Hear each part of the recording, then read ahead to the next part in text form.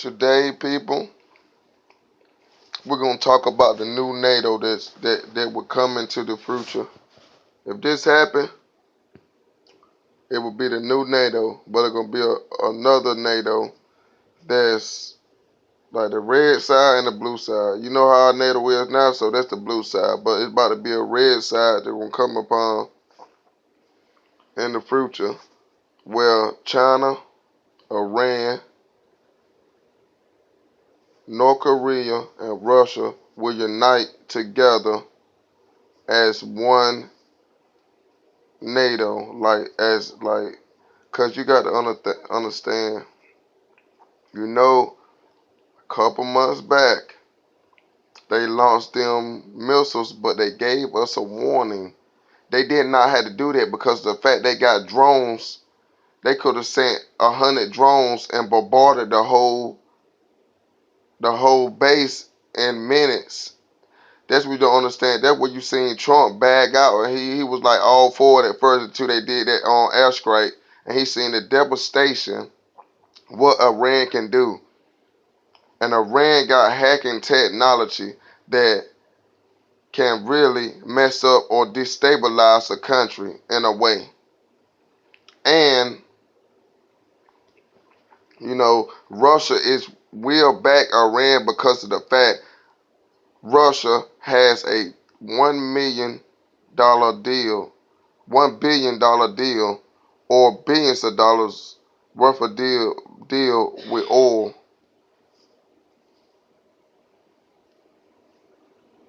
So you gotta understand that when you talking about a red side and a blue side, but this will come along in the future. I don't know when, but North Korea, China, Russia, and Iran will unite. Maybe a couple other countries maybe will switch sides and unite too. But it will be a red NATO, it will be a blue NATO. And at the end times, them two NATOs going to bump heads and coincide. That's where you see the red. Because you notice Russia, it got a red flag. China got a red flag. I don't know about North Korea, but, it's a red dragon. But when you see that happen, you know, stuff is mobilizing on together, you know.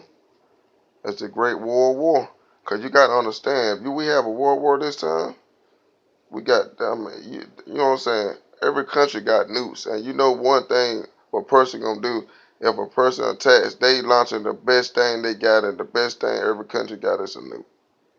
So you got to understand, Iran got drones. If they get close enough to a mainland, they could launch 1,000 drones and devastate a whole coastline in minutes. You ain't see them new drones they brought out right after they bombarded the base, and they warned them.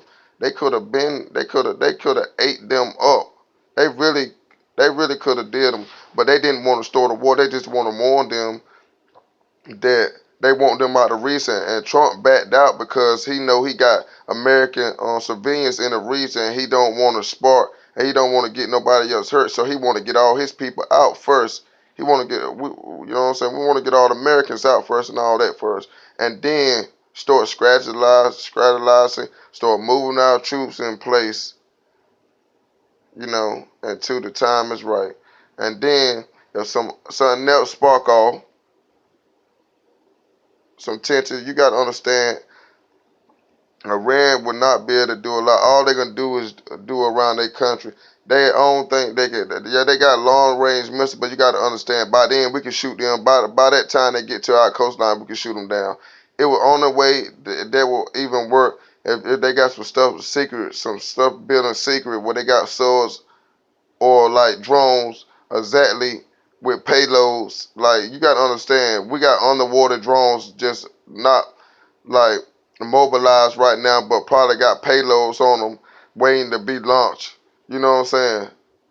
From close to mainland shore. That's a strategy. If I was a country, I would be doing it too. So it was just a little talk about what went on with Iran and the U.S. base in Iraq. But Iraq is a magnificent place. Iraq got some rare stuff in Iraq, like gold, oil. It's a rare mineral country, and whoever controls Iraq controls a lot of the world, because the world really battle in Iraq. Like the wars always happen around Iraq. You know what I'm saying?